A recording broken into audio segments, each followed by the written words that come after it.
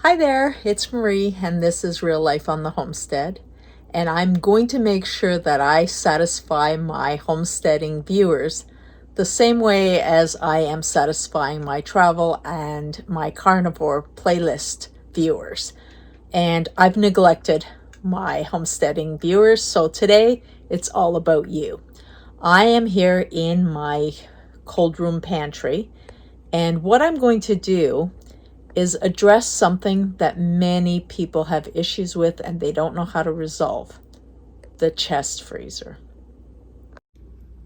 Does your freezer look something like this, and you need to pull something out and you have absolutely no idea either what you have or where you have it? That's the hard part. You know you have something and you just don't know where it is, and you got to pull out everything to figure it out. Well, I'm going to show you how I have organized my freezers to make it very, very accessible all the time. So what I'm going to start with is how you're going to actually organize your freezer. I shouldn't say your freezer. You do what you want. This is what I do, and I found it excellent way to deal with things. And I've shared it with a few people, and they've been doing it, and they always thank me for it. So I think it's a good idea. What you're going to do, so I don't want to be advertising for big companies. What you're going to do is you're going to get these fold out grocery bags. They're hard, square, actually rectangular. The nice thing is they have an internal flap. So they fold up. Oh my goodness. Okay, so they fold up nice and compact. Then, when you open it up, you have a bottom that is sturdy. Now, you can get these at grocery stores. You could also get it at, the cheapo stores. I do find that from the grocery store, it's a little sturdier than this one from a dollar store. However, they all work. The beauty is you're going to load these up with different items. And I'll show you. I'm going to take you out to the garage where we have the other freezers. It's a little easier to show you what I've already done. But the nice thing is when they're in the freezer, they are square. So they, I guess, line up nicely. You can stack on top of them because the sides are sturdy. The other thing is you can label, and I'll show you how I do that as well. When you have it in the freezer, always make sure your handles are on the inside. You can pull these out, especially if they're at the bottom. You know how you reach in and you almost fall in to get stuff? Well, you can pull the whole bag out, or you can pull them out from these sides. I find these are easier to carry, and this is easier to pull. But I'm going to take you out to the garage where the freezer is organized, and I'll show you exactly how this works, and also how to keep yourself a list so you know what's where. So going out to the garage was a complete fail. Got out there, was just about to show you what we were doing with the freezers, and Jamie decides to start plowing snow with the tractor.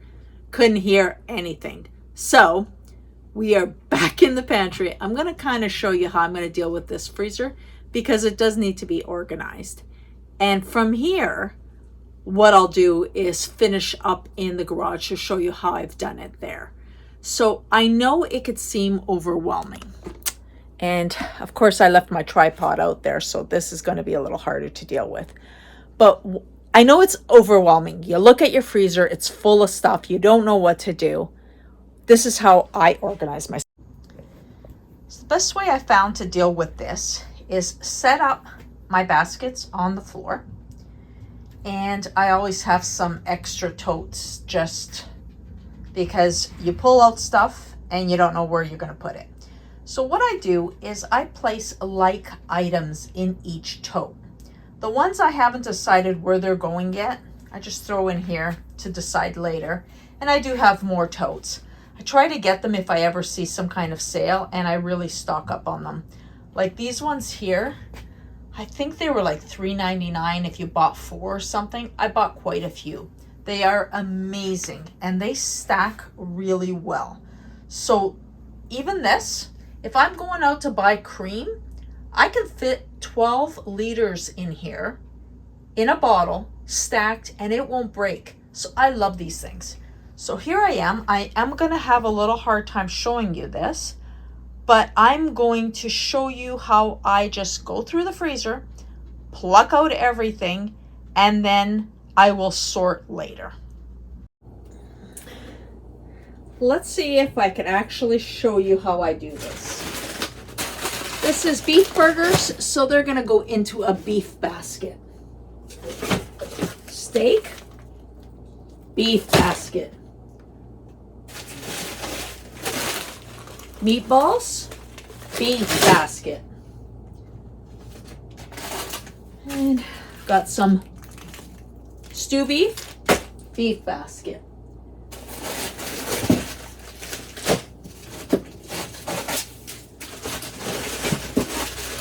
Got a couple of chicken wings. I'm assuming I can do a chicken basket. So there they go. I have some salmon fillets. I know I don't have a lot of fish in here, so I'm going to put this in a side container to decide later. Sausage, I'm going to put that into a pork. So I've got beef, chicken, pork, fish, and a couple of others. We're just going to keep going and see where we end up in a little while.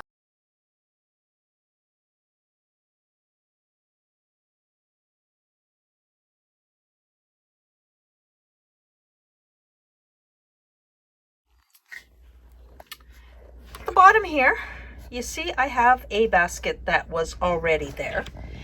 And I cannot stress to you enough, always, always label your containers. Here, this and this look kind of similar. I know exactly what they are. These here are all my cucumber concentrate drinks that I made this summer. I have a link to how I made those on my YouTube, so I will put that link in. They're great. Just take that out, add water, and I have cucumber drink. This here, labeled pesto. So I know what these are. These are refried beans. I did not label them. I'm glad I remember what they are, but that's kind of stupid of me not to label them. But here's an example of when you don't label. I have 3 of these. I have no idea what they are. I think they're gravy, but can't be 100%. So I have 3 of them, and I'm going to actually need to defrost one, and then I'll label the other 2 that remain in here. But this is the importance of labeling anything in your freezer in mason jars. Things look the same once they're processed, so try to use your common sense. And as you can see, I have some freezer ice buildup, so I think I will clear that before I continue on with the organization. Once you've done this, trust me, it'll be so much easier. This interior freezer in the house, I've just been throwing things in, not organizing, and I've regretted it. So we're going to get this organized the same as the outdoor freezers.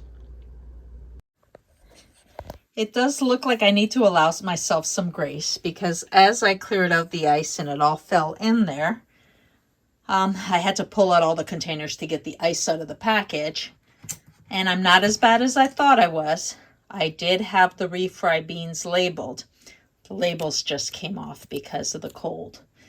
Now, I know some people will ask why I use these plastic containers. And the reason is they are a sturdier grade. And I actually end up using them for potting seeds later. Because you can never get them completely clean, or I just don't have that energy either. But I use these because as things freeze, if the container expands, it's okay. Where if you were to use a mason jar, the good chance that it would crack. And I don't want to put my mason jars in the freezer. So just to show you, take a lot of ice. The way I find easiest is I get my flat spatula and I get the ice right off. I'm doing it very flat, so I'm never cutting into the freezer. And this way I don't have to empty the whole freezer and let it defrost. I just scrape it out, end up with a bucket of ice, take it outside, and we're good. So here we are, mission accomplished. As you can see right here, I have my totes. There's 2 levels. And then I've just placed some stuff on top. I don't need to have totes in these sections because this freezer actually has pretty good dividers. Not all freezers have this. This is why I came up with the tote idea for the outside freezers. This one had this compartment section, but I didn't have that in the other freezers. So I came up with this idea. So here we have, this is what I consider the upper level. There's a tote underneath each one of those. And like I said, some loose stuff on top. I do have my baskets. These baskets, it's hard to do it with a phone in your hand as you record and move a basket. But I don't actually label what's in these baskets too specific because it's so visual. As you can see, my garlic cubes that I use in so many recipes, this is mostly fruit like berries, so I don't need to be labeling that. Look at this. I get a very expensive cheese just as it's going to stale date at 50% off, and then I freeze it. This is how you save money, is doing things like that.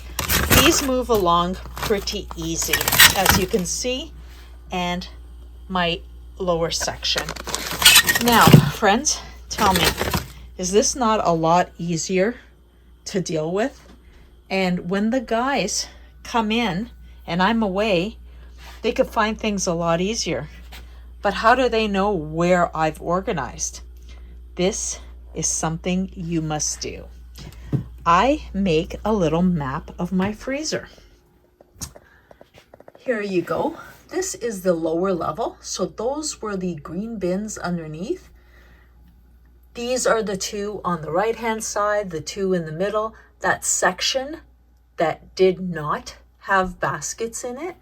And then the upper level, again, exactly where they are. It's a simple way to do it, and I just pin it to the wall in front of the chest freezer, and they can find their way this way.